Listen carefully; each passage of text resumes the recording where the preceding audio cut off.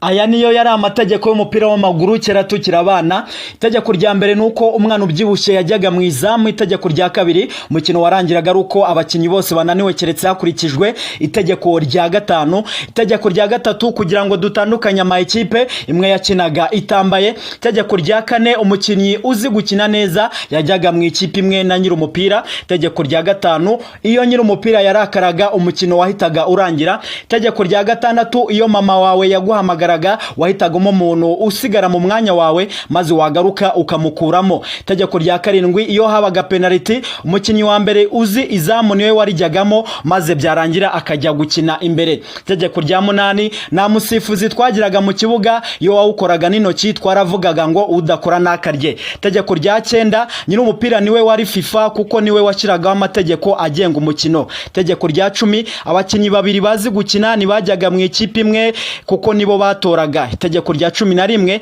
iyo bagutoraga nyuma wabaga utazi gukina. Itegeko rya 12 hatitawe ku mubare w'ibitego ikipe yatsindaga icyanyuma niyo yabaga itsinze keretse nanone hakurikijwe itegeko rya gatanu rivuga ko iyo nyiri umupira yarakaraga umukino wahitaga urangira. Niba nawe hari iryo dusize wibukaga ridusangize muri komenti.